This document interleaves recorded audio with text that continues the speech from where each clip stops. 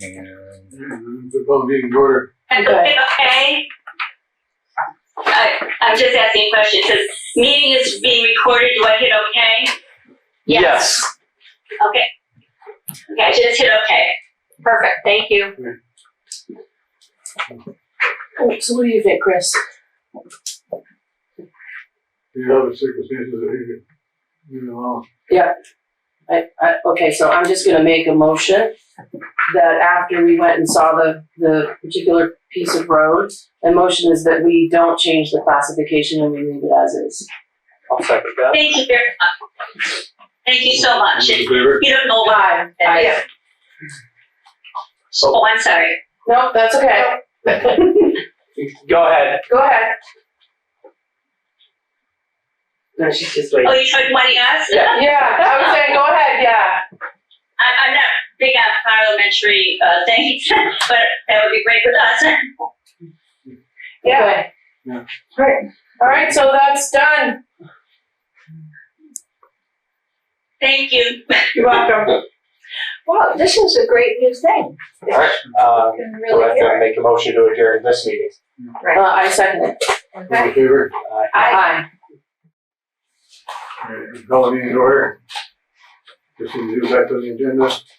Move that we act. I would like, sorry, Oh, to go ahead. just add on the old business, the school meetings discussion on getting out that survey about restructuring. Just adding that to Isn't that on the meeting? No? just the survey itself. Oh. I want a paper copy. We have both Mr. Bolton and buyout. He wants to do them tonight. Oh, okay. Where's that gonna be, Chris? In new business? On the Old business. Oh, okay. that's the sign for buyout. To make a motion to accept the agenda as amended. I second it. In favor? Aye. We'll see if that's in the minutes and make one each meeting. I move we accept them as written. Second? In favor? Aye. Aye. Oh, you weren't here. Next thing is public comment. 5 minutes per person. Okay. Fish and Wildlife is on the agenda, so Yeah. you guys should be Of set. course. This is Larry Berta board over here. He is here to speak during public comment because his topic is not on the agenda. Yeah. Hi, good evening. My wife and I own 1522 Andover Ridge Road and have since October of 2019 bought it from the Steers. On about 2 weeks ago, I got a letter from this office dated May 15th that what's called in that letter Steer Road, which is basically a driveway, is going to be reclassified from a 3 to a 4 category road. And the reason I'm here tonight is because it said there was a meeting on the road on the 24th. I'm moving on the 24th, so I couldn't make it, and I came and Jeanette helped me out. The notification had already gone in the paper, so I just wanted to sit in front of you first in case I won't be able to make that day. Without that road, we're landlocked. And I just want to know what exactly was what happens if it goes to category 4. I have in my deed, and we found in the lot cards, that piece of road actually belongs to us.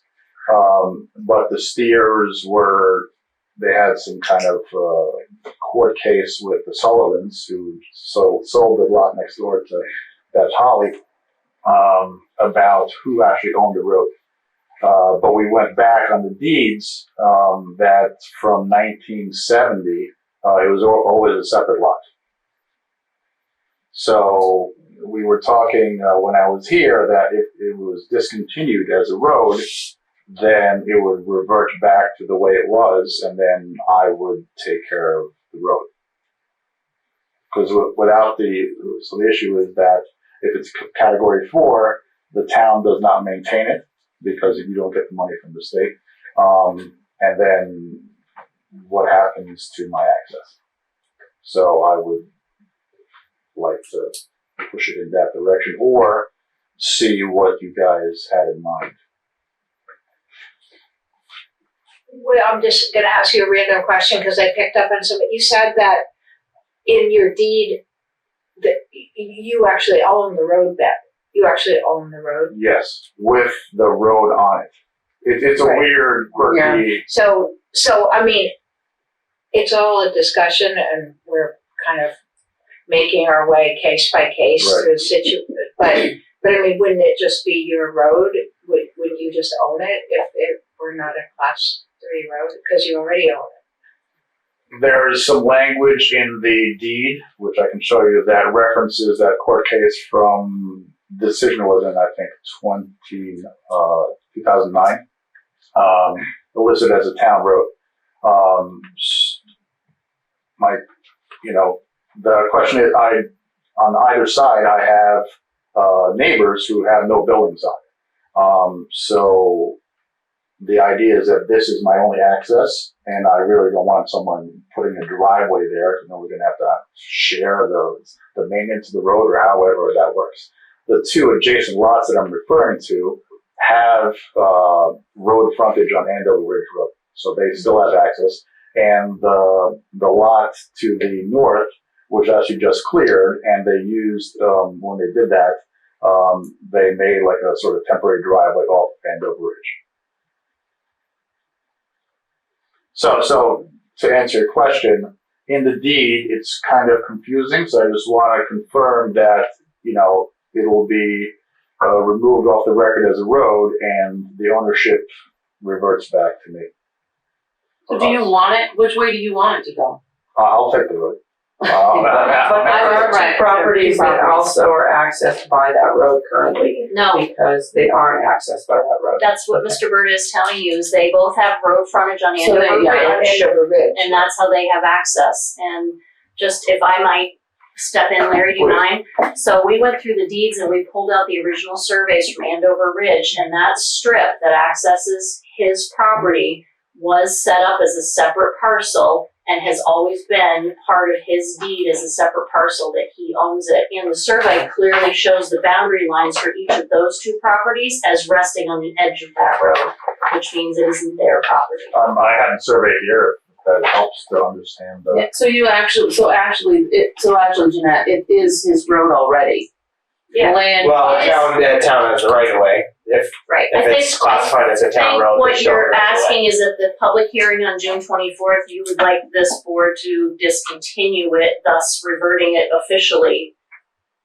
Correct, The yes. town That's, I guess, walking what I away was from trying to get any at. Yeah, sorry, rights to yeah. it. No, that's okay. I was just trying to understand. I mean, I understood what you were saying, but I just wanted to make sure that I understood what you were wanting. So your choice is that the town would not even have anything to do with the To road. discontinue rather than a reclassification. Correct. That's very helpful. I mean, the truth is, I trim the trees and I mow the lawn and do everything. My wife's like, well, we don't own it. What are you doing? I'm like, it's still, For all intents and purposes, right now, it's your driveway. yes, correct. How long is that? How long? Because we haven't been able to see it yet. So how long is it? Like, what's the footage of the? Yeah, right. That's what I'm saying. It's ready. How long is that? Your neighbors aren't trying to access their property. So currently, we own these two lots, 35 and 36, the house is over here. Andover Ridge Road runs here, .09, is that what you have on there, Larry? Yeah, .09. 314 feet. Yeah. And so both of these properties have access to Andover Ridge. Yes, Yeah. the Dunbars, they have direct access here, and Beth Holly, who's now selling, has access from there, which like I said, they use to clear the ground. And they don't have a right of well, because this is a town owned, they could go off in here, but they've already established. And you own that lot, so Yes, you wouldn't yes. be landlocking somebody there. And really, because you're saying that the way that it fleshed out in court is that you actually own this road. Obviously, you actually own it anyway. Yeah, does it make sense to me? Why is the town even? Yeah, I would say that that's just a right of way, it's not listed So in as the the deed, acreage. and the deed it references lot 35, which is this one, and lot 36 as the second parcel. which is the one the house is on. And then parcel 3, which is this. Oh, they call this parcel 3 and you own. Oh, at Elmos, okay, sorry. I didn't realize that this didn't connect here. Yeah, no. Alright. So they're calling this the third parcel, which you actually own. And then, the top paragraph there refers to that court case, and it's kind of here it mentions a private driveway, and here it includes the court case. So I just want to Yeah. clarify. So that driveway and that cul-de-sac are in your property and they're your third lot. Correct. That's what that's. Yeah, that's very helpful. Yes, thank you for your.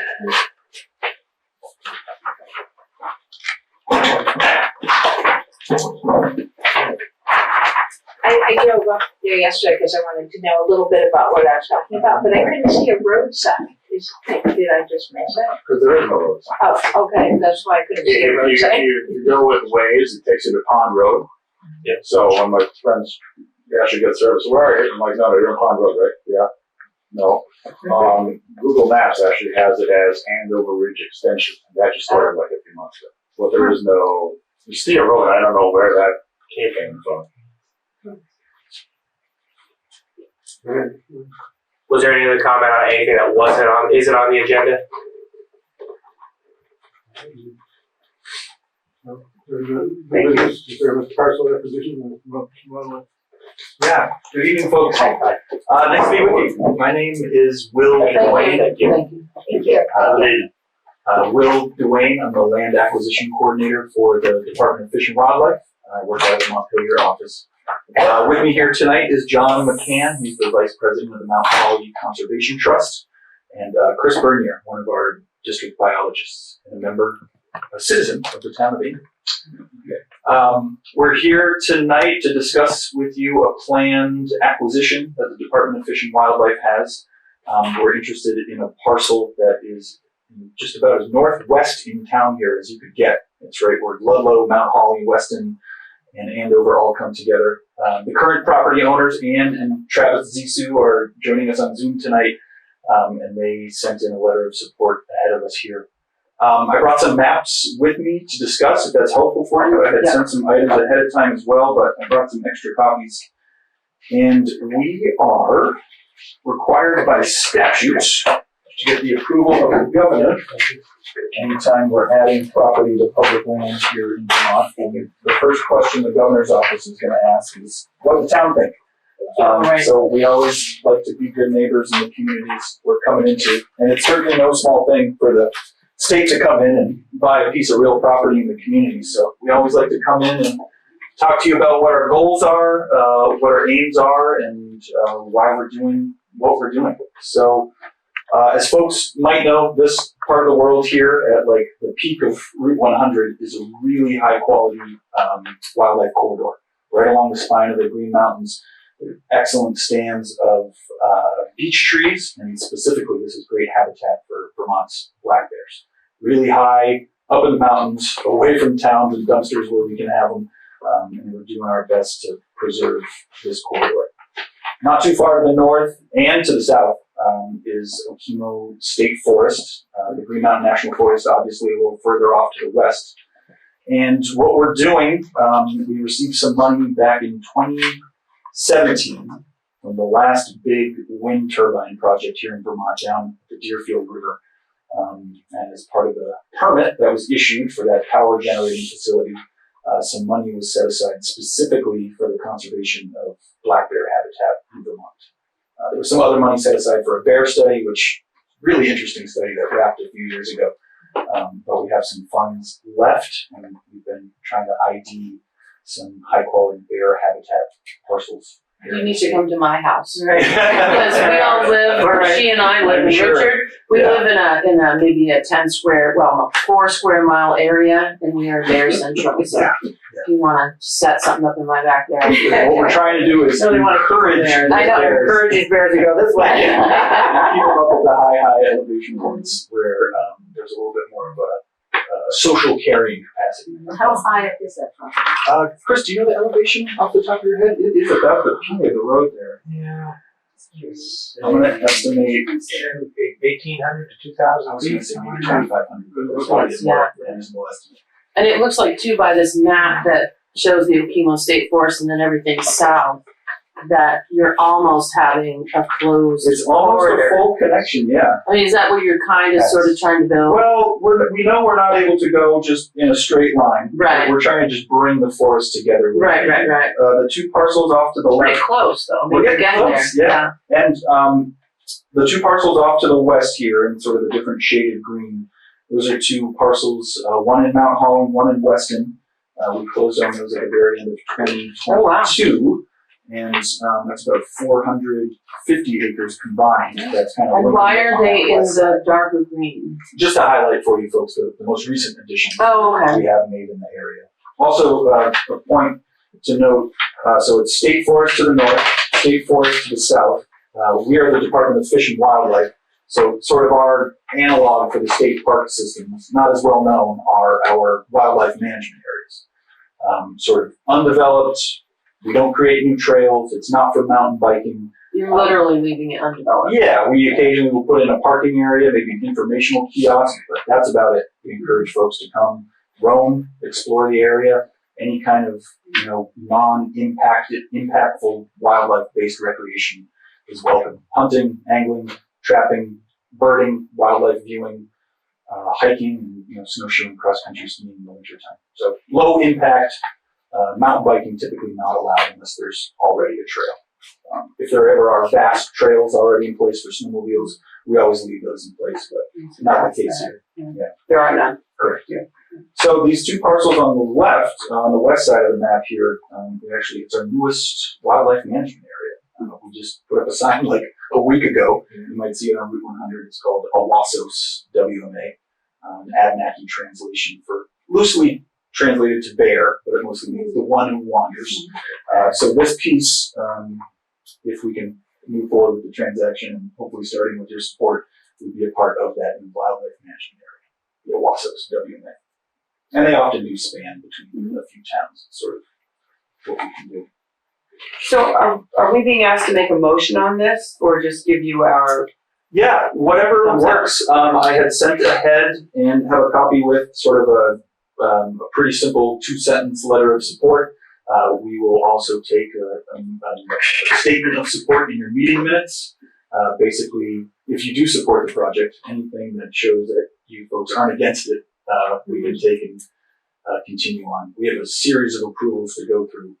The commissioner of the department, the secretary of the agency, the governor ultimately, but we'd like to come to the And town so first. just so I understand, this would be something that you would be buying. Correct. Okay. A full transaction. A Not full something purchase. we would be giving you. Correct. It's not a donation privately owned by the Zisus currently. The way we have it structured with the state. That's what I mean. Yeah, I shouldn't have said Andover's. I should have said. But the point is, Yes. it's not that. Yeah. So, but like you wouldn't be paying taxes, is that sort of? Yeah, so we do pay a little bit of tax. I mentioned that in the letter I submitted, and happy to leave this copy with you folks as well. The Agency of Natural Resources, we don't pay property taxes in the traditional sense, but we do make an annual payment. We call it our pilot payment in lieu of taxes. It's based on the value of the property minus any improvements, so there's no structures here anyway, so it wouldn't apply, but the value of the property at the municipal rate in the year it was acquired, and then every 3 years, the secretary reviews all of our pilot payments and increases them per statute. It doesn't track exactly with your town's tax rate increases, but it does go up over time. I think the most recent increase, which was approved in 2020, we saw an increase of 2%. So our estimated pilot payments here are just shy of $140. What do we get for taxes on that property right now? I have to look it up. It's doesn't have. I don't have my computer. I'm sorry. It's being used for the meeting. I know the assessment. I know the assessment on it is only $20,000. The Zisus have shared. Pardon me? The assessment on it is only $20,000 currently. So it's probably very steep Right, property that's not. Here's Travis on the phone. Yep, sorry. It's a few $100. It's just undeveloped land right now up there, so there's nothing special on it. I'm in support of this just because I think. Yeah, I can't imagine. I'm trying to figure out like why it wouldn't be a good idea. Just one more piece of info on the actual mechanics of the transaction. We acquire a lot of land for conservation purposes. We sometimes can't get out of our own way with like red tape and bureaucracy, so we're not a quick buyer of property. The Zisu's, we've been working with them for a few months, just discussing the parcels. We're not as nimble as we'd like to be, so the Mount Holly Conservation Trust, John here is their representative. They're working on a purchase and sale agreement right now with the Zisu's. It'll be what we call in the conservation business a buy and hold. So while we go through all of our approvals and get all of our ducks in a row and get all of our approvals at the line, we'll hopefully have a sale from the Mount Holly Trust to the state before the end of the calendar year. But we want to make sure we can work with the private sellers and let them realize the plans that they have. Well, they don't have to wait for us. Yeah, I certainly have my support. You just got a piece of land. Pardon? You just got a piece of land, I think. We're excited, yeah. And I hope my beer comes your way. Yeah, send them our way. Send them our way. We put a nice big green sign on the road and send them up. We're 100. Do we wanna, Just say we have unanimous support. I move that we give unanimous support to this. I second And that. write a letter. He's got it. Yeah, very good. I sent it as a Word version. You can chop it up, change it, whatever you'd like. Fill in the date, whatever you prefer. Thank you so much. Yes, thank you. Thanks, Yeah, folks. thank you. Really appreciate your time. Thank you. And my contact info is on the draft letter I sent you. If any of you have questions about the process, where we're at, what's taken so long, and or if anyone in town wants to reach us, it's all right on there. Nice. Thank you so much. Thank you. Yeah, thanks so much for taking this time for us. Thank Thanks for your help.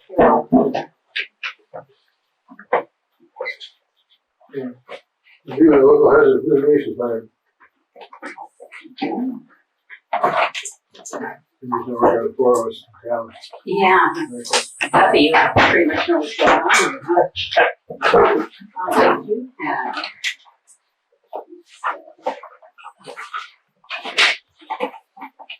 This is just for your reference. This is, I just made a copy of the main body of the plan.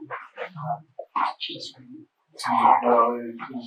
What's that? Pages. No, this is just section 6, which is the culmination of all of them.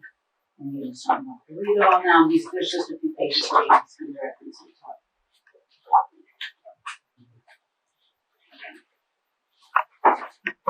So you don't have to read it, but you can peruse it as you leisure. So some of you may be a little new to this process. So local hazard mitigation planning, the purpose of it is to assist the town to identify and understand natural hazards and to put together a plan to address them, trying to reduce the vulnerabilities in the town to those hazards, and to become more resilient in addressing them, especially in light of climate change, and to reduce losses from those events that occur. So the one of the major benefits of having this plan is that it allows the town to maximize the reimbursement from FEMA should a disaster occur. You've heard of the state's emergency relief and assistance funding program, that's ERAF. After a disaster occurs, FEMA will cover 75% of the funding to recover. The other 25% is considered match. And the state of Vermont offers, through this program, incentives for municipalities, and they provide up to half of that match for the town if they have certain criteria in place. Now that first top sheet that I showed you, that I provided you, it's the community report for Andover. This is good to understand. It has flood hazard mitigation actions 1 through 5 in that top table. And each of these increases the percent of additional funding that the town would receive from the state after a disaster, if they have these things in place. The road and bridge standards, those are pretty typical. Andover has those in place, as do many towns. An LEMP plan also in place. They are a National Flood Insurance Program participant. And then you'll see number 4 is the Local Hazard Mitigation Plan, which is what we're talking about now. The prior plan had expired last year sometime. So this is an update, and it would be a 5-year plan. It's in process now, and they show here because a draft has already been submitted to the state for review. The town's ERAF rate is still maintained at its current 12.5%. That's 12.5%, 25 technically. Well, it's of the total, but it's almost half the 25. If you were to get the maximum ERAF rate of 17.5%, which is the state meeting half of the town's match, that would require like adoption of river corridor protection bylaws, for example. Excuse me, can you say that again? The river corridor bylaws? River corridor protection bylaws. So what is that? You would have to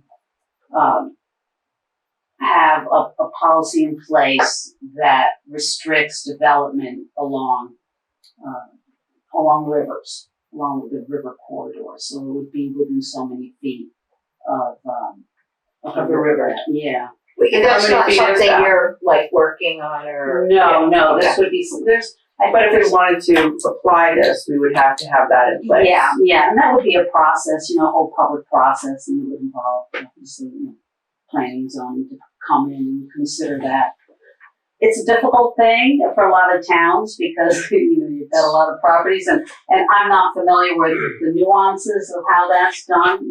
I don't think it's as strict as everything within 50 feet of the river can't have development, but there's something more there that can be done to just reduce risk of flooding the farther people are away from those river corridors, which technically is about a 50-foot buffer or more. And then what happens in regards to places that are already there? Is there? Well, is there a process by which over time, if people are leaving, is through attrition, does this happen? I really don't know. That's a bit out of my league. But if it's something that you're interested in, I could certainly have somebody from our commission come and speak to you more about that.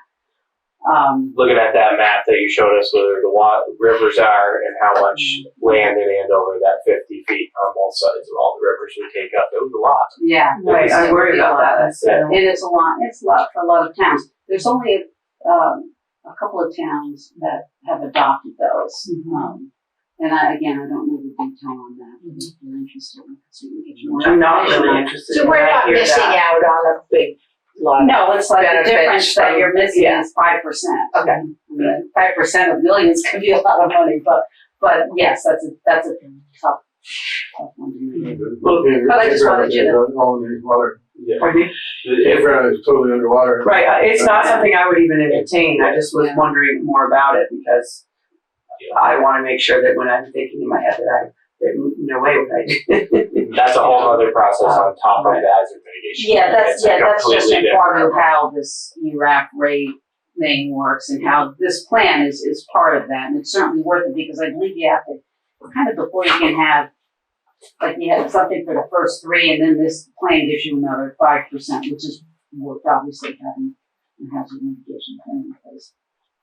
But yes, you don't have to worry about that. It's not required. I just wanted you to be aware that it exists. And there's not going to be, you don't foresee any time where if we adopt this that it would all of a sudden become required? I don't see that happening. I really don't. Yeah, well, there's conversations on the statewide level now about climate change and the whole Western River shed. I mean, there's just a lot going on above us somewhere. Yes. If it leaks down, I guess we'll find out about it. Yeah, well, Andover really is home to a lot of headwaters now. Yeah. That's where it all comes from. Yeah, and we're luckily pretty high up. We're not at the bottom. We create a lot of the water that ends up somewhere else. Sorry. Exactly. Yeah, Londonderry is a different watershed, but yes, starts with us. Very good. Lots of roads that wash out. We wondered where water came from, the washing out came from the top of the mountain. It didn't come from a river. Around here. Yeah. And that's different than a lot of towns. The way we look at it is quite different. You know, we don't get a lot of inundation flooding from the rivers. What we get is the runoff causing flash flood erosion in this town. It's just a little different. Yeah, exactly. The water's down there. Yeah. But I do want to just talk a little bit about how the plan is structured. You might have received like a link to a draft, which is still being, edited and wordsmithed and whatnot. But understanding the structure of the plan and the process is what I want to talk a little bit about. So the process itself is intentional in that it's been drafted to meet numerous elements required by FEMA in order to get approval for the plan. So some of the narrative as you're looking through, not so much in this section, but throughout the plan, sometimes could seem a little maybe less relevant or redundant or kind of stating the obvious or that's history. But the review looks for certain language in the plan in order to meet various elements. But there's three main sections in this plan that I just want to speak to. Of course, there's an introduction and purpose and a little bit of a town profile. But the essence of the plan starts with section 4, which is about the planning process, which is very specific about requirements for that process. So it speaks to the formation of our participants, which was our local hazard planning team, of which Richard and Chris were part of, and Charlie and Barry Williams was also one of the 4 of us that went through this process. We also conducted a public survey, which we got over 50 responses, which is pretty impressive for a little town like this. But we took in information from those survey responses as part of this planning process as well. But anyway, the group got together and we conducted an assessment looking at natural hazards, and they tell you exactly which ones you got to look at and score. And from that, this would be a flow chart of the process, just to give you an idea of what we had to go through.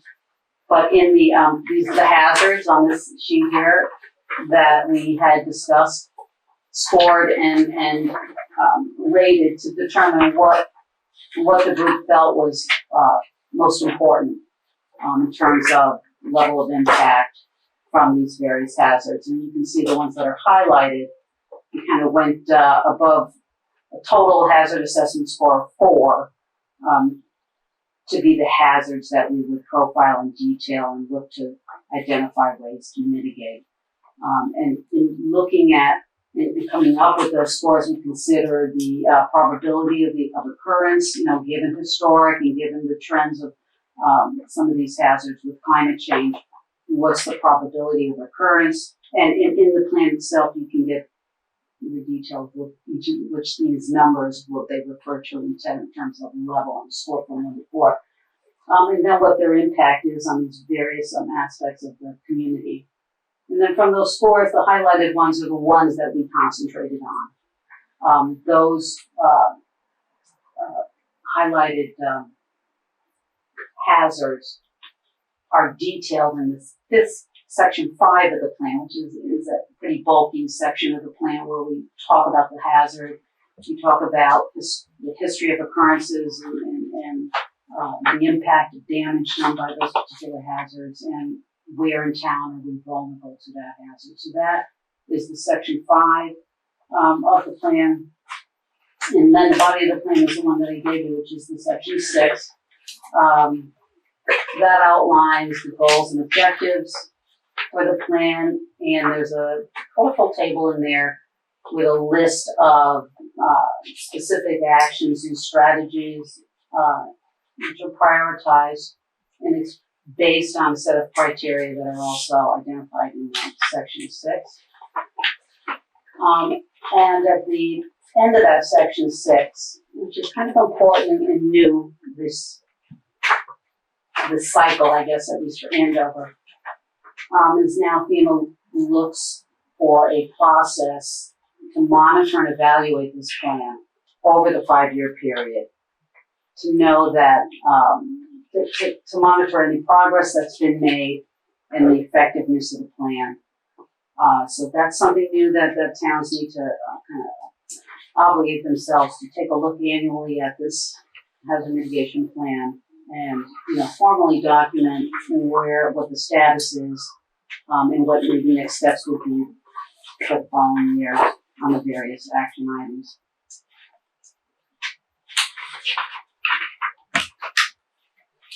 So when these hazards were selected, they were based on information on trends which were obtained from the state hazard mitigation plan and the probability of occurrence of some of them according to the state, flooding and erosion, high wind or ice, heavy snow event, wet snow events, things like that. Those were significant to the town. Invasive species was also a new hazard that the town, that the group identified as something for Andover that should be addressed. The state, which looks to prioritize like heat and drought, those not so much have we experienced that as a town. So those are came through as lower priority, as did wildland fires. We're so wet all the time, it just doesn't seem like a wildland fire is going to be an issue over the next 5 years. And of course, tornadoes and earthquakes and things like that are extremely low in priority. So after the initial assessment and the profiling of the hazards, there was identified in that table that you're looking at now, a range of mitigation ideas considered for implementation. We're required to have at least one mitigation strategy for each of the hazards that we've profiled that are of priority. So they looked for you to include mitigation ideas that encompass like local planning and regulations, looking at the natural built environment, protections, infrastructure project development, and of course education and awareness programs are all considered types of mitigation strategies and ideas. So all of those are listed that we have come up with are listed in that table 6.2. And then the 6.3 section talks about plan for monitoring progress. So the thing I guess kind of important to know is that the town is not obligated to do all these projects in the 5-year period. You're technically not obligated to really do any of them necessarily, but you want to be able to show that you're making some progress in addressing the hazards. In the new adoption page that they now have, and I think I gave you a copy of that.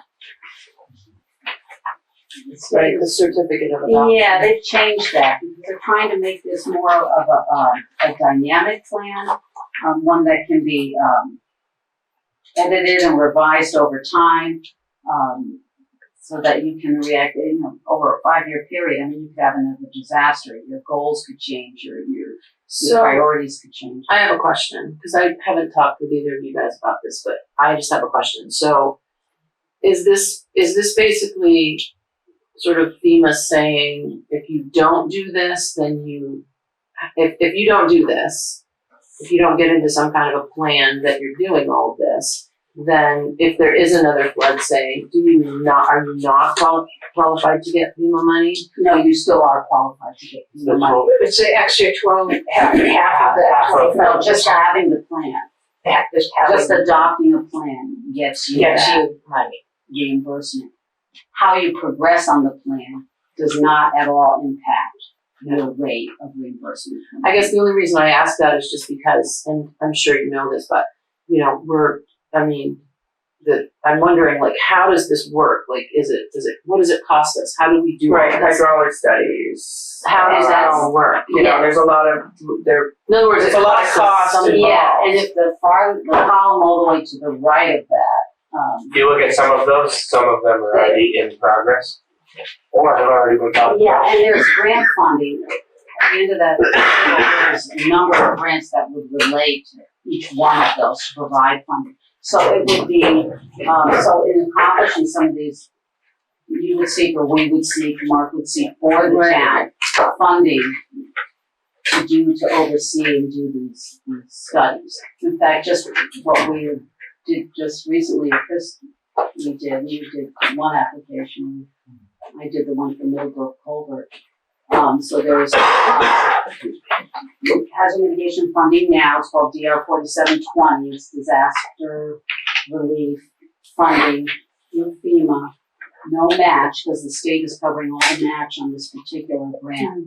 And we've already sent in applications. Chris, you sent one in for one culvert. I forget, was that on Pettingill? And then we sent one in for the town for Middlebrook. The fact that those, you have a project listed in your hazard mitigation plan, you go to apply for grant funding, and it could be hazard mitigation or it could be clean water funding, and there's a number of different sources of funding that could relate to a particular type of project. But the fact that it's listed in your hazard mitigation plan makes that project more competitive. You're more likely to receive funding if you have it identified in the planning document. So that's a plus for having whatever makes sense as a reasonable project, something the town would be interested in having listed in the plan, and then to be able to get grant funding for that. So if the funding says TOB, that's town Operating budget, so okay. it's something Just that would operating. require time, staff time. I see what you're saying. That would be considered town operating. I mean, Chris, what do you, I'm just gonna ask you, because I guess, you guys have been doing this and I've not been privy to like all the meetings and stuff, but I mean, what do you think about all of this? I'm terrified of anything that would sort of get us locked into something where now we have to be spending money or budgeting money for it because we said we're gonna do it.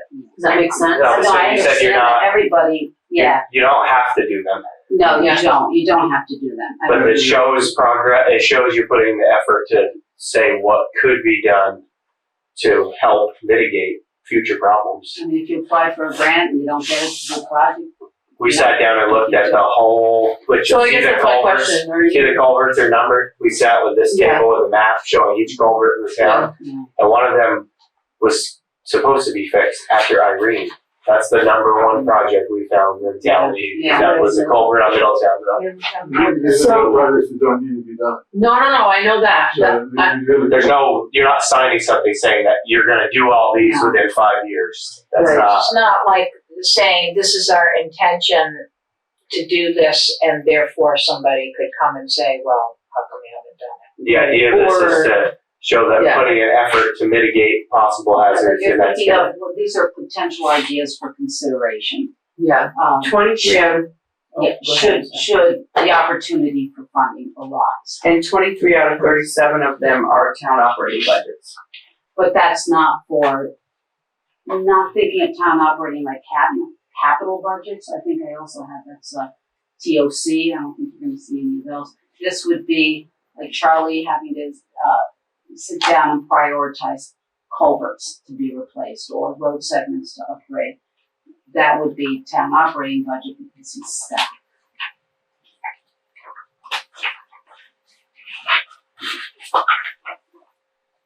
Yeah, I'm gonna say this is a green list, because right, you're all things really should be done.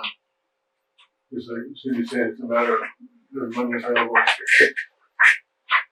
There's money available. Right.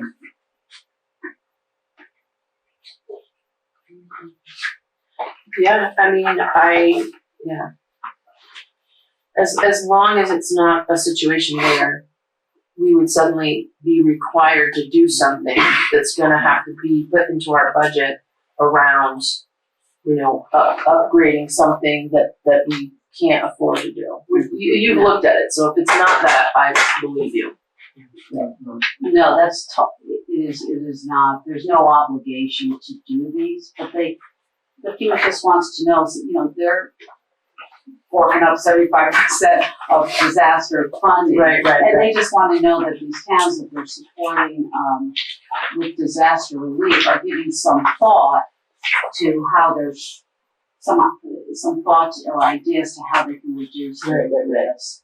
And it's totally understandable that towns, none of the towns really have money for this, and unless we can go through some kind of grant funding, and even with that, there's much to consider, and maybe it still can't work.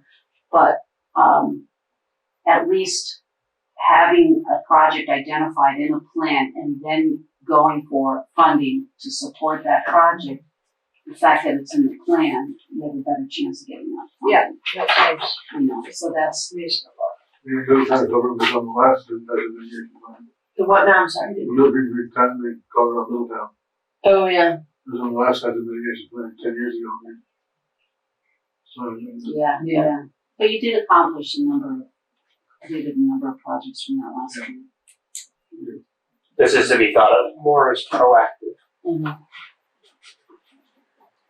And over time, if things change, if something comes out or something gets added that or modified, these actions can be modified over time too, over the current period.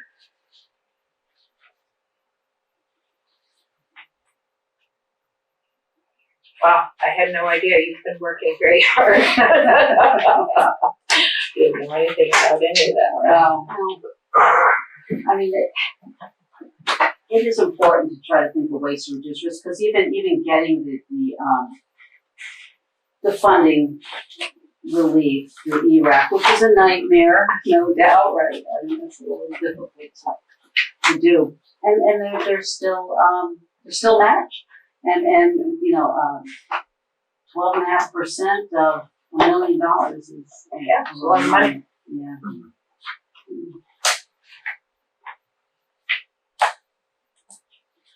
Especially for some time. So, I mean, it's up to you. You know, we originally felt like we're kind of in a jam to adopt soon because the pre-applications for this disaster relief funding, which we have 2 pre-applications in, you know, they'd like to see that you have an adopted plan, and they were due. The deadline was the end of this month, but they've now extended that to August. So certainly, if you'd like to take, you know, time to review the plan more and look at adoption next month, I mean, that's fine too. That's fine. Well, I mean, I'm comfortable if Chris and Yeah, well, and that's true. It's unusual to have 2 select board people on the that's the mitigation plan. I honestly haven't read enough about it to have a firm opinion. this time. Yeah, I'd say put it on the agenda to discuss next time. Yeah, and I'm happy to come back. I and would answer like, I'd questions like to after read a you. little more on it. Only, I've been out of town for a week and I just haven't had enough time to. So just one thing to consider, like Andover's ran out at the right time. Other towns didn't have one, and they were scrambling to get that Yeah, updated to hope to get that extra I know. 12.5%. yeah, So without this, it would be a lot more money yeah. Yeah, they didn't have a plan in place. in place when the last flood Yeah. they were out expired, right? You said they were expired. But ours has not. It has Yours now, has now, but it had not. but we're okay in that, I did send a preliminary draft in for review, because FEMA and, DEM does all the initial review, they make sure you have all the elements, and they'll come back and say if there's some, I've done very many of these, so I feel very confident that what they have will meet all the requirements. But because we have an initial draft into review with the state, we're in good shape should something hit in the meantime, in between now and when we adopt.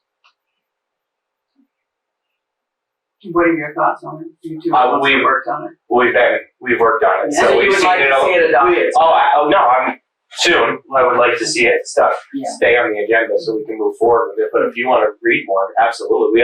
If we had a deadline, it'd be a different story. But we have a little bit of time. So absolutely. Well, my only concern is the taxpayers, and is this gonna cost our taxpayers? It's going to do the opposite. Immediate money right It's away. going to save them money. And so, Any reimbursement would increase rather. So. Yeah, I mean, if some of these projects can be done, if there's grant funding available to do them, then technically they would reduce our risk, and next time a flood hits, the damage will be less. After reimbursement, the town's match will be less. So that's the intent in the long term. But Still $500 more. We're looking at $125,000 we put towards match grants. but there is no obligation. There's no obligation. And if you, Like Chris said, that Middletown culvert was on the previous plan, and it's still not replaced yet. So it's making its way onto this one again, which has its own reason why it's not replaced. But that's just because of grant funding. That's what it was. You applied for structures grant for that and didn't get it? Is that It what was because it was more than 120, whatever the limit. it went over the threshold of increasing, correct?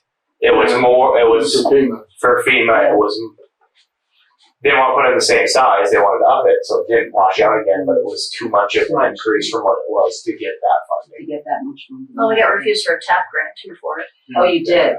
Yeah. I didn't know that one, but I did know the other one. Yeah.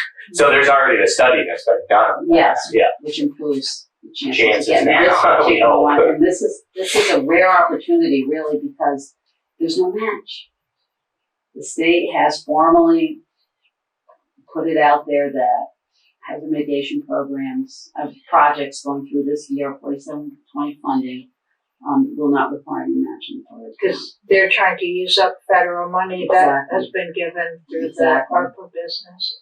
So it's the same reason why we were like the garage hanging over the river. They're just trying to use up their money, so.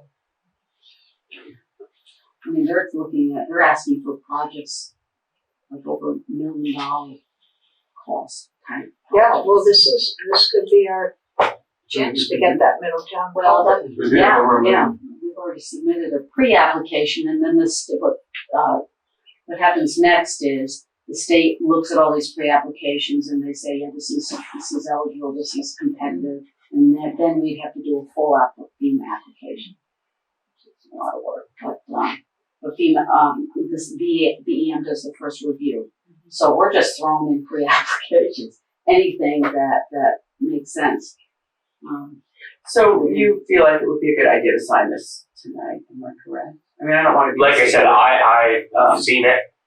I'm comfortable, but I understand if you want to read through it. Like I said, yeah, so we could put it on the agenda for next time. Yeah, and I'm happy to come back and. Because we're still in June, and if we have till August, I mean, that's still in a June meeting next time. Yeah, and I'll provide you the most current, link to the most current I actually draft. have it.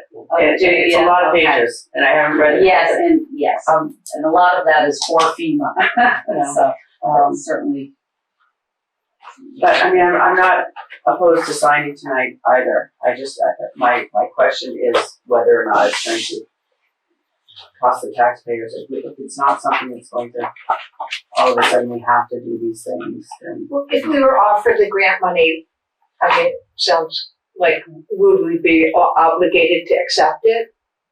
No, I don't believe so. I don't think so, no. I think we would accept it. But it would be money that was a project that was submitted. So you'd have to do the project. No, but you know what it's what was already submitted for, so it would be silly not to use it. Right. Yeah. But what if, Yeah, you asked for it, so here it well, is. in this case, it would be silly. Because it's 100%. There's no match. Yeah. But if you do, apply for a project and you find out the cost is such and say there is a 25% match and then you're like, thanks for the money, but we can't afford to do it because we don't have the match. But this is an unusual case when you know that match is covered. So you did have, now just know that you have had a 5-year hazard mitigation plan all along. In place. Yeah, in place. There were the 2018 to 2023, and then one before that. And I think prior to that, it was multi-jurisdictional. So it's been in place. There's been no. It's nothing new. It wasn't It's any not- changes last time. That's true. That's true. We'll table that till next time. Okay. Thank you, Cindy. Okay, sure. Yeah, thank you, Cindy. Yeah, and if you'd like me to come back, I know we do adopt in case you have questions. I'm happy to do that. Moving on. Discussing the new open meeting law.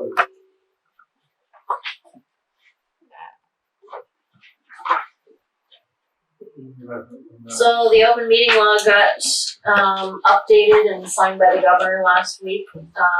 Open meetings are required to have a hybrid option, so there has to always be a physical location as well as some kind of digital meeting platform. So So there we're back cannot on be just only Zoom meetings then? My I was trying understanding to find out you if can that have an emergency meeting just on Zoom. just on Zoom, But but it's a scheduled. regularly warned meeting, like a select board meeting that we know is the second, fourth Monday of every month, needs to have a physical location, somebody present at the physical location. Everybody else could be on Zoom and that would be okay, but there has to be at least one person at a physical location. My only question was the equipment. We talked about that equipment and Yep, the price so- of that. We got an email from Patrick at Okemo Valley TV, and he said he actually was talking about this just before the governor signed the law, and he had a couple suggestions because they've been doing hybrid meetings for the zoning board all along, and they've been finding that setting up all the stuff that they have to make a Zoom meeting happen in the town hall with the acoustics the way they are, it's taking them longer to set up for the meeting than the meetings actually last. So one of his suggestions was, have you thought about A, zoning board being over here unless it's a large public hearing, and B, how about getting a laptop and a dedicated microphone and, making sure that you can hear, and having a really simple setup that just is ready to go for every single meeting. And many towns, when ARPA money first came out and everyone started doing hybrid meetings, there are a couple different devices. There's one device called an OWL that helps make that happen. So we actually are going to talk to Patrick a little bit more about that. And Joe Fromberger said, for this, particularly because they were definitely going forward with Zoom meetings as well. He said, certainly if there's money in the planning commission budget that you need, we do still have some ARPA money. We already have a laptop, so getting something that works. I had a microphone, a small microphone. I don't know the quality of it. I don't remember. But just having something in case Okemo Valley is not available because they've been short-staffed, so they aren't always available to come with all of their stuff and make this happen. Oh, okay, that was my question. I was Yeah, that's the issue. We've sat in front of that laptop and tried to have a meeting when they weren't there. It's not. So It's not Right. it's not fun. It's not. It's hard to hear. It's. Right. I mean, if it's mandatory, I would think we have to move towards having some sort of permanent equipment. If it's mandatory, to make it so that the meeting can flow. So like town meeting would have to be hybrid also. Any meeting, So, any yeah, zoning. so, but I'm all just meetings. saying that we're gonna have to invest. Well, I guess we can count on the TV station being there for town meeting. 'Cause- But you never know. But you It's never been know. rescheduled Right, before. but like, what are we looking at? Because I remember we talked about this a long time ago about buying permanent equipment to really install. That sounded much more permanent than just a laptop. Like, is this like $20,000 or like? No, I don't know what a price would be. I mean, the things Patrick's talking about aren't that expensive. So we're gonna have to hook up the town hall anyway, not just the office, the town office for this. Well, the idea if we go simple like this is it's portable equipment, so we set it up wherever we need to have the meeting. I mean, when we initially talked about the town hall, it was having some kind of I think it was a soundboard or something and all sorts of things to help with the sound over there. We still, to this date, have not really been in contact with any company who got back to us about doing something more permanent as far as sound in the town hall. It's not really a matter of like, well, you just find that money and install something in a building and it just push a button and it works. It's always gonna be kind of something you gotta have If we have, somebody who knows if we what have a they're doing. setup that we're moving back and forth, but again, we'll have to see what that looks like. And it has to be interactive on Zoom, like it can't just. Correct. It can't My just be understanding like- is it can't be just a live streaming option, which is something we had talked about. It sounds like it has to be interactive. Which means that, Just like tonight, you have to be able to Yeah, talk back and yeah. forth. and usually that's okay. Although we don't Not like that. always. I mean, sometimes it can get really chaotic. I feel we're gonna have to move to the system like the school board has, where if you're on Zoom, you actually have to raise your hand. And Yeah. There's a little icon, Yeah. and you don't butt in. Yeah. Just like any other meeting, it has to have order to it, that you have to wait till you're called upon to speak, because Yeah. you'll find that we're gonna have a lot more people come on there. And that's where it was getting lost, is everybody would just try to talk and you can't hear the town hall stuff. It's so hard to hear across that room. The bigger the meeting, the worse you get. Yeah. And I've seen a meeting where there's 15 or 20 people on Zoom, and you have to do the hand raising thing. I don't know how that works. I'm not techie, but that's how you have to do it. So we're gonna have much more disciplined meetings and also like, we're not required to have the comment business activated, right? Could we just turn that off? Yeah, I think that's Because it. that Sure. was, That's where it got. That's where that it was something that was not. How long do we have ARPA funding that we can use for this? Do we have to? We have to obligate Okay, all of our okay. ARPA funding by the end of this year. We have to actually spend it by the end. And so how much do we have for, We have about $40,000 left.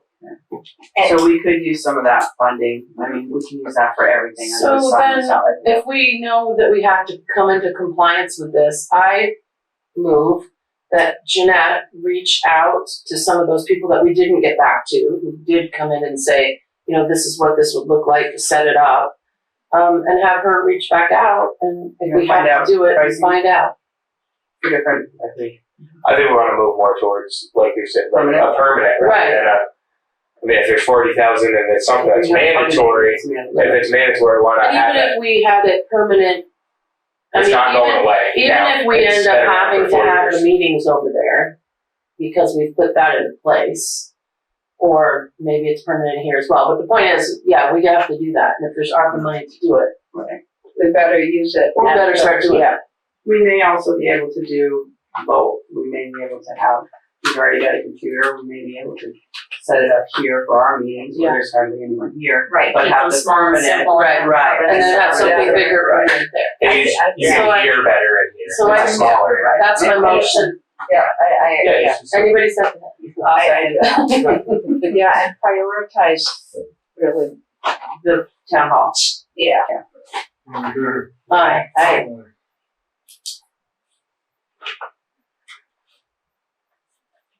I got a call from, what's his name? Joe Hogan. Joe Hutton. He wanted us to reconsider their decision as far as, he'd like us to take more, give them more time to talk to the state officials and see if they can come up with a new plan.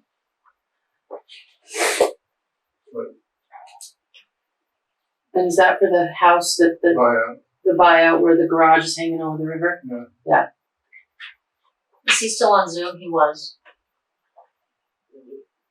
I don't see anybody. Well, there's just something, I just can't tell who it is.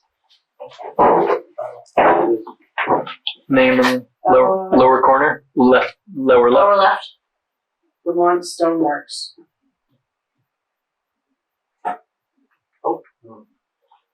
Anyways, I don't know who that is.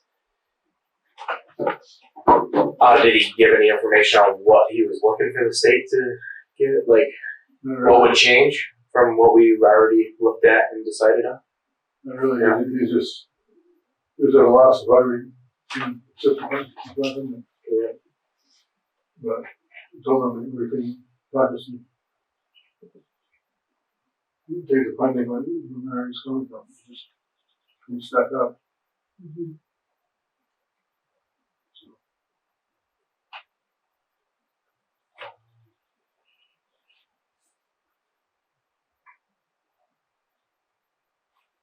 He's a very, he said the state's gonna have to do something with it, river right there anyway. He said it'd be easier for them to do it if this property wasn't in the light. But I told them that isn't usually a problem, they just get an easement to the property and do what you need to do anyway.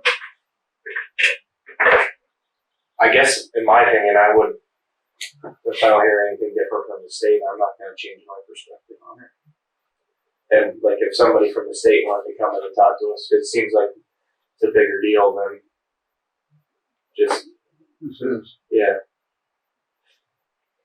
I stand the same way. I stand the same way that we decided. We have other places that are, in the same boat, so. I agree. I don't understand that they're buying out a house, the house. I understand the garage, but they want to buy the whole thing, and there's a house that there's nothing wrong with there. Yeah. Shane, feel like somebody mentioned that the house is gonna be in danger. It's not there yet. Yeah, I think it's,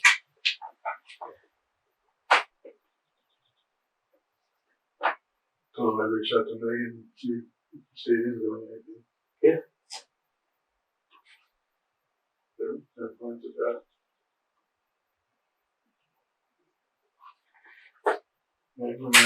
School meeting.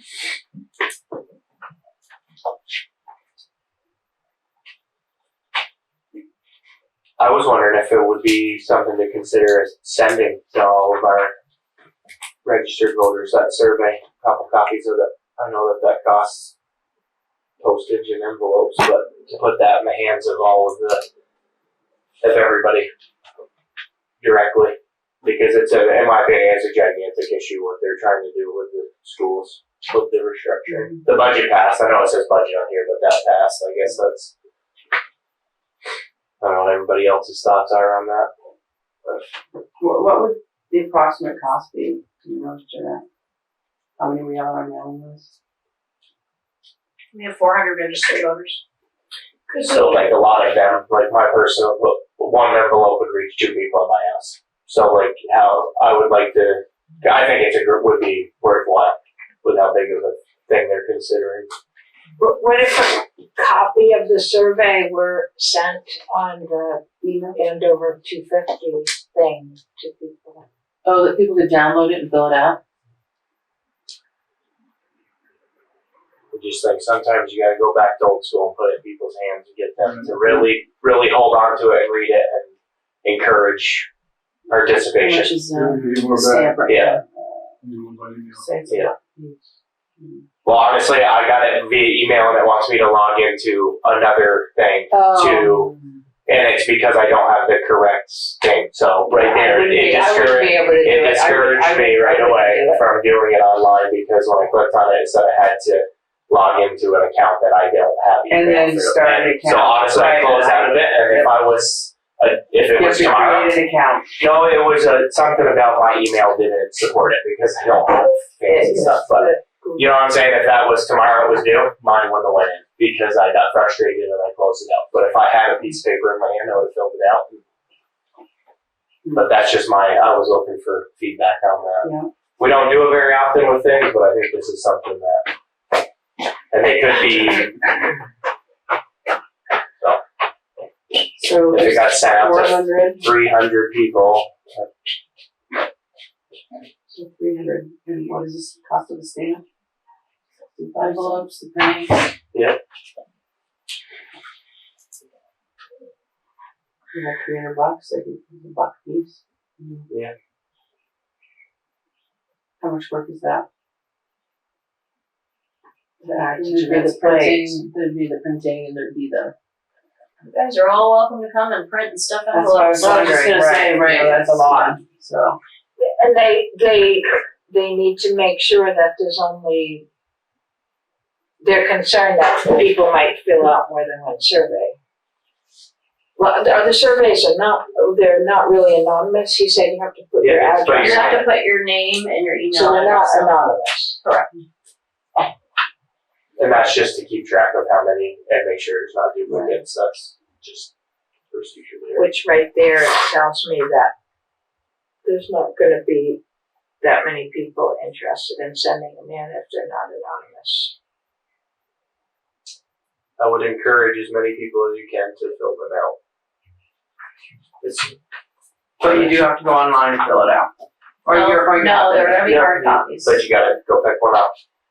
It's not, I'm saying.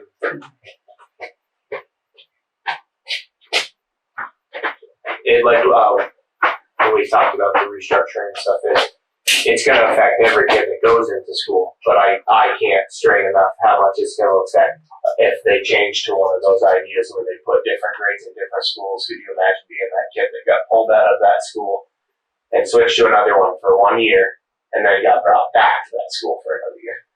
And they said in those meetings that it takes up to 6 months for a kid to reset after changing a school. So you're talking that there's going to be several grades that they're going to do that 2 years in a row too, because there's no way to avoid that if you make a change like that. So a second grader would move to another school for third grade, and then fourth grade would come back to the school they used to be at. And there's no way around that if that one idea of the four was to happen. And I think our education is already not where it should be, and that's my personal opinion, but I don't think moving kids to different schools to try to, so I want to hear other people's input. I think more people that have something to say, whether,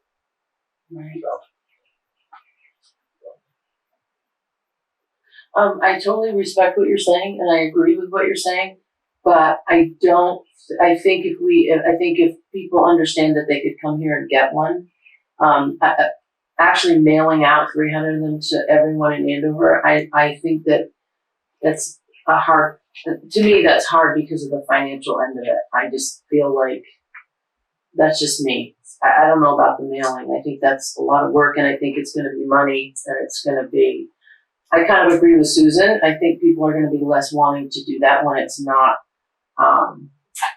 especially if I hate to have us spend that money when people are probably going to not get it back, or if they end up in the trash or whatever. If somebody wants to fill it out and they come here, that's because they want to. That's just me. That's totally fiscal. I think it would be easier and more likely to go to well, I'm just thinking for myself. I think I'd have an easier time going to the meeting and actually asking my honest questions and giving my honest feedback than just kind of, I'd be much less inclined to just fill something out. If it's anonymous, I probably would, but I guess I feel more comfortable saying what I have to say in public and having a conversation. I would fill the paper out myself. Even if it wasn't Oh, absolutely. Yeah. But then Just what? to give my opinion. Yeah. So is there some way that we could, put it up on the Andover website, the survey, just like as a PDF? Somebody Yeah, could and then print. you could look at it. Print and it out. print it. I mean, what's to stop us from doing that? I think Richard's concern is that not enough people will see it, and he wants a lot of people to see it. Yeah, 400 registered voters and only 125 came to vote on the last budget. So that shows you how many are going to come here to get that piece of paper. Yeah. And that's probably less than that number. That's my only thought. Just the more people. I know we're not going to ever get everybody. I understand that. We only We got. would have to do stamped envelopes. Oh no, I Consider understand that because no one would do it if we didn't do stamped envelopes. But even if we did stamped envelopes, would people actually post Just an them? idea. And there's a meeting tomorrow night at the Chester Andover Elementary, and then we have the one we spoke about in Andover at the town hall. Put it on, 250 and put it on the website. Yeah. And then say, if you want to come here and, And if they can't get one, they fill it out and leave it right here on the spot. Is that, or are they have them sent in? I have to find that out from Adrian. I don't Okay. know. I know it's where you. they're getting It just came through the email yesterday. And she may, I mean, ideally they'd come to the meeting and bring them and turn them in at the meeting, but. I think it'd be like, yeah, and coming to the meeting is really important because if I didn't go to, I mean, I would like to try to go to the meeting. If I don't go to the meeting, I'm not really gonna be that keyed into exactly what we're talking about in terms of the different options. Like Just remember going to the meeting and talking about it would. a lot of the people that would have something to say are at home with their kids. They're not coming out to a meeting on a Tuesday, Wednesday, or Thursday night. And I've already spoken to many parents that they can't make the meetings. They cannot. And that's the ones that we need. I know we need to hear from everybody, but those are the ones we really need to hear from. That they're directly affected immediately. Well, we can also reach out and let people like that know. We know who our neighbors are. Yeah, absolutely. I would say spread the word on that because it's a big deal. I know that's my opinion, but I feel like everybody else's opinion too. So. And there's time. It's not like they're due. If our meeting's not till the middle of June at the town hall to discuss it in the town. So we could put a push, and then maybe at the town hall meeting we could have copies of have it there copies too. right there as well. Yeah.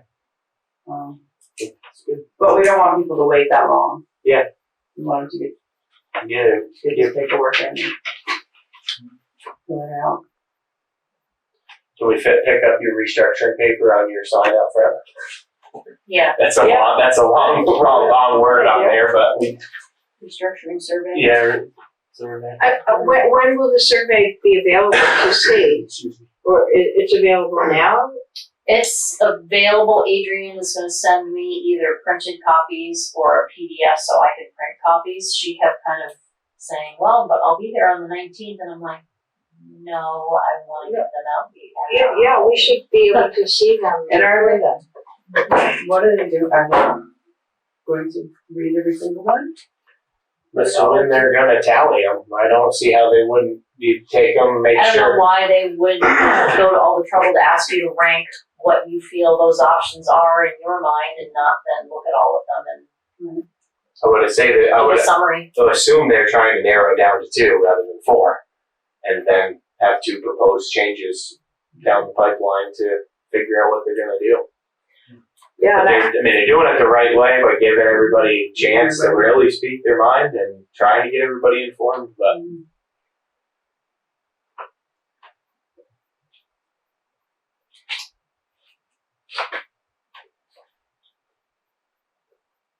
Okay, so good news for us, Well, I have good news and then I have sobering news after that. So we got $250,000 for Weston Andover Road as long awaited. We are operating in the black. I'm semi-confident that we will stay that way for the rest of the fiscal year, since the rest of the fiscal year is 3 weeks. I think we can pay everything that needs to be paid. I sent the final check to the state of Vermont on Friday. So we've paid all the education taxes that we owed them. Everything else, we have enough money from that. Hector, our FEMA liaison, is diligently working to shove more stuff through the pipeline. He told me last Thursday that he will be getting done in July because apparently they're on what's called a 50-week rotation, and his 50 weeks will be up in July. He has not said so, but I believe his goal is to get our stuff pushed past his stage so that I don't have to start with somebody else to get like our last 3 things done. I think that's what he's trying really hard to do. I'm trying really hard to do that also because I'd love to have this all submitted from my perspective by the end of the fiscal year. So if I can put my head down and finish those things, then that's what I want to do. So that was really good news. So like I said, it shouldn't be much longer before we have a couple other projects obligated. Lovejoy Brook Road, we should be close. That's about $75,000 to $100,000. North Hill is the big one that I'm still working on. So it's just because it's so many culverts, it's just so much detail that they ask over and over and over again in their portal. So I just have to plug away and get all the information, copy paste all the way through. And I've sent them all the supporting paperwork. I just have to do the stuff that's in their portal, and then they'll start down the road. Sobering news is Jonathan on time ran the abstract of the grand list for fiscal year 24-25. As you might recall, the voters passed a $1.1 million budget at town meeting. We were a little hopeful that the grand list would increase. It did not increase very much, given the budget that was passed and the grand list total that is currently in place. By my spreadsheet, and I certainly will send it out to you soon, we will be looking at a 71 cent per hundred municipal tax rate. If you recall, this current year we are at 58. So we're looking at a 12 to 13 cent increase based on the abstract of the grand list. At this point, there probably isn't anything that's going to make the grand list get any bigger. Usually from the abstract, the listers send out change of appraisal notices. Those went out to 40 or so property owners. They then have the opportunity to argue whether they think that's fair or not. If they provide information in the grievance, then the listers will reduce the increase that they put in for the abstract. So it's possible that the total that stands today could go down a little bit. But so that is that information. The other side of that is, of course, we all know the education tax rate could also be increasing by that much. The one sort of glimmer, perhaps, about that is the bill that gets signed every year by the governor to set the education tax rate, he vetoed. I don't know all the ins and outs or the purposes behind. I know he's been arguing with the legislature all along that it was too much and too high, and that he had not seen anything that would convince him to sign that, and he did not. He has not come back with an alternative plan. My understanding is if the fiscal year begins without that bill being signed, then non-homestead rates revert back to $1.59 per hundred, which would actually be a 10-cent decrease for our non-homestead folks over last year. And the homestead rate, which we all pay, would remain the same. So that might be the offset, is that because of not having a plan in Montpelier by a certain date, it's possible our homestead education rate would remain the same. So we'd be just looking at the one increase for the municipal tax rate. Let's hope.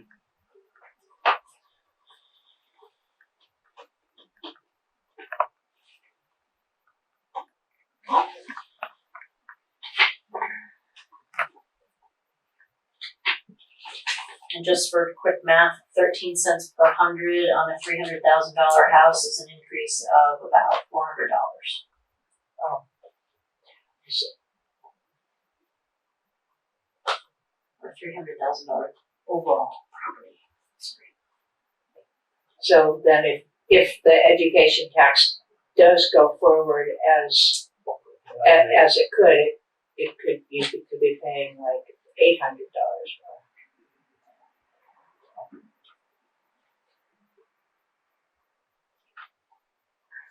Which their proposed number that he vetoed was more than that, I think. I think it was more than a 12% increase on the state level, if I remember correctly. It was like 18. Well, but our district wasn't, though. Yeah. If you heard at all what the superintendent was trying to explain, because our district was found to have more children in need compared to other districts. There was some kind of offset that kept our base tax rate actually pretty low. It would have decreased. Because the town of Baltimore just had a reappraisal, their education taxes are going to decrease this year, regardless of what gets signed in the state, it sounds like. Ours are going to go up because the further we get below 100% of our common level of appraisal, the higher our tax rate will be. So we are punished financially because our assessments are so out of whack with sales prices, even though we had a reappraisal in 2018. So our tax rate, the base rate, would have been much lower, but because of our common level of appraisal, we are looking at, I believe the math was $1.74 per hundred. Us homestead folks paid $1.65 last year. So we're looking at another, again, that's the 12 cents or 13 cents per.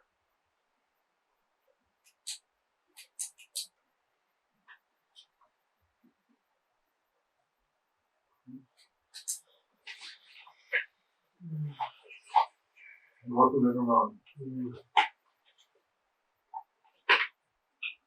Thank you for all the information. Yeah, thank you. Yeah. Sorry. I know, we're all like, thank you, Jeanette. Never crying. Believe me, I was like, all morning, I'm like, yeah, we got the money. And then I opened the grand list abstract and I went, oh. You might have included this, but if you did, I missed it. Where are we at with our statistical reappraisal? Nemrick is supposed to be starting some kind of work with us this summer. This summer? And if I'm understanding, we haven't really had any updates from them, but my understanding was they were going to still try to see if the statistical was possible. Oh, I see. It might I not don't be statistical. think there's any possible way to not do a full reappraisal because you can't apply something to some people and not everybody. I think they're going to look at it and go, huh. So we could still be a couple of years away from that. No, they are saying summer of 25. So they're saying a year from now they could be starting a full reappraisal, if I'm understanding correctly.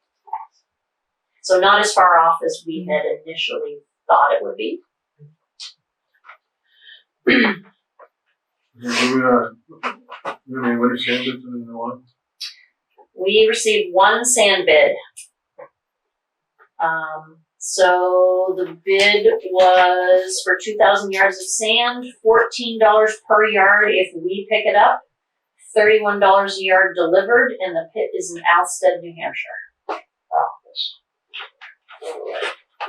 So last year we paid $12 per yard for us to pick it up, and we ended up paying $24 a yard because we ended up having to have it delivered because of the flood. Because we couldn't spare the guys or the trucks to go get it. Can you say again what it was delivered? Last year? No, this year. Oh, The one bid. 31. So just a reminder, our disclaimer on a bid request does say that the board has the right to reject any and all bids. So if you decide to throw it back out there to see if we catch anybody else or do something different, then that's certainly I think appropriate. I just want to see that. I want to do the math real quick. It's not very practical to drive to Alstead, is Yeah, it? but this is the new world we live in. That's where the sand's going to be. It's going to get farther and farther away if we don't start making our own, like we talked about. So It's like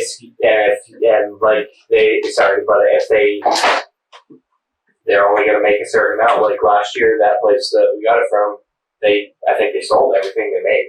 like in Wallingford, is that? We got it luckily just right over Was it the Chester Rockingham line. Yeah, it's barely in Rockingham. So that's 28,000 just for the sand 2,000. plus all the trucking at $14 a yard. And then refresh my memory, how much sand we used last year?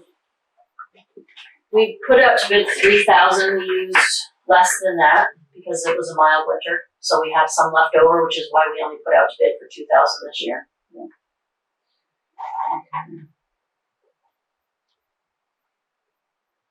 In our truck that we've ordered. That's a ways out, right? They're saying it might be as soon as August. So soon enough to, Well, they can't start hauling it till the new fiscal year anyways, but that's coming up.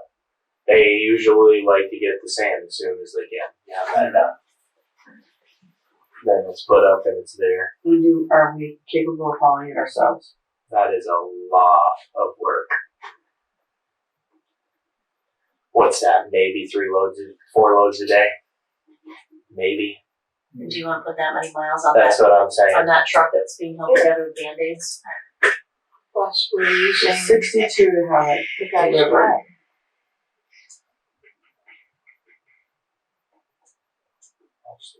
I don't know exactly. But yeah, I can imagine it's more than 4 loads a day for one person. Okay, an hour, 2 hours round trip. That's what I'm saying. Yeah, 2 hours round trip. That's full day, 4 loads, and what does he haul 16 yards at a time? Yeah.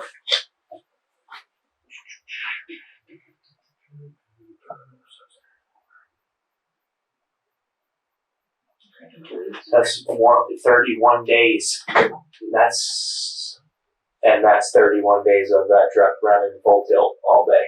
And Fully loaded. like Jeanette said, that's a lot on that truck.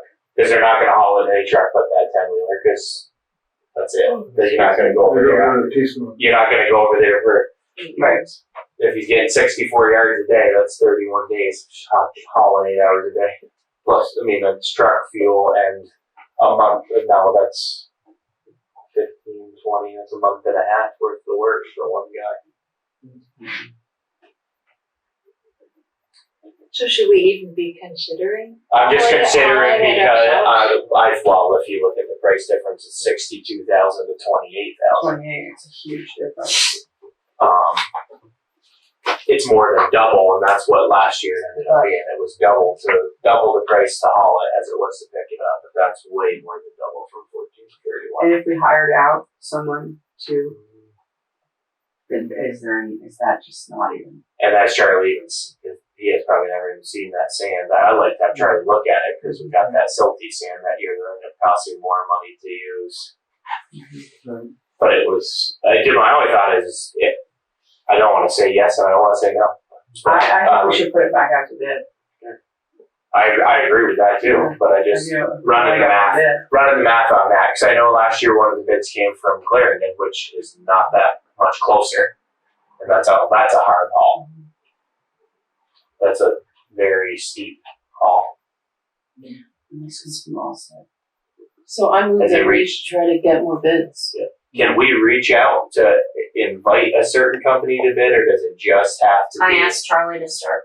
Right. Yeah, Reach I out to would people. really like Right, to. I'd like to see that happen. I'm just shaking a couple of trees Yeah, yeah, just to yeah, say, it's hey, gonna hurt. any interest? And Yeah, it's 2,000 yards. Like, That's what the butcher's gonna open his pit back up and do some more this summer. Better burn through the whole pit. I make a motion to decline the bid and put it back out. So Resubmit. I'd ask Charlie to Yeah. reach out to people. Resubmit the A bidding. second.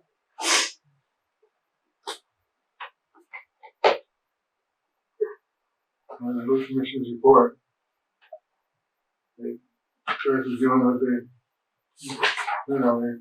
ditching going on. Everything that's there. Carol's been doing some rooms that mowing. At least if you're gonna have to take a day off in addition to do some grading. It's not those bad, it's still bad. Marshall's right behind it. Right, yeah. But I mean, I don't know next week if they're all on vacation this week. So. They did a phenomenal job with Israel Road for the turnover. It looked really well. Oh, and I don't see Charlie and the guys enough, but they did a good job. Like we spoke with the people that live up there.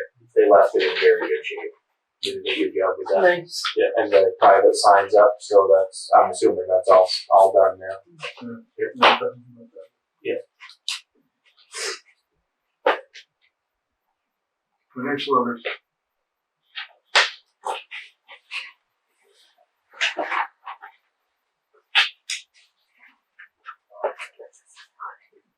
I'm tired.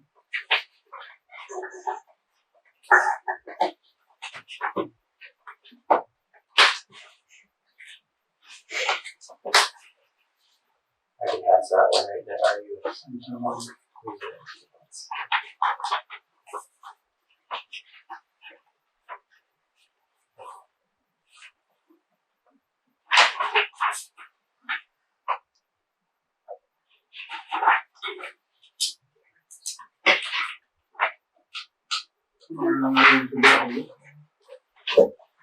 I don't think you need minutes. You don't need it there.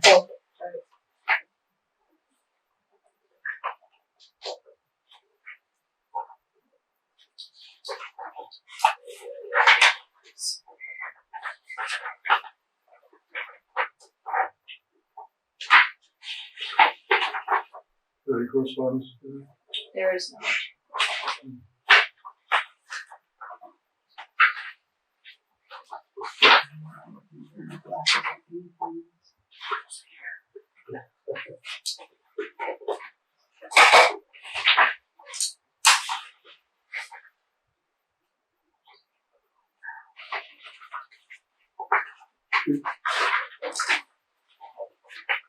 Chris, do you want to sign this while you're here? Speaking of roads and materials, it's just that top page.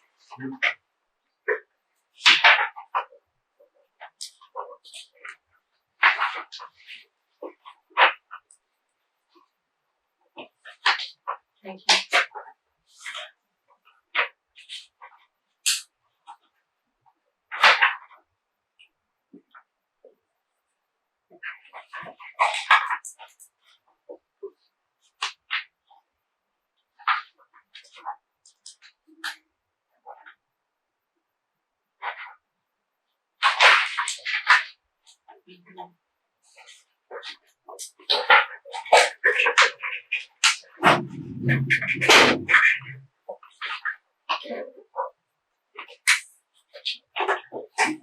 So we said June 24th at 5 p.m. We're gonna first go to Red Top at 5, and then we're gonna go to Steer Road second. I think we still have to go there, right?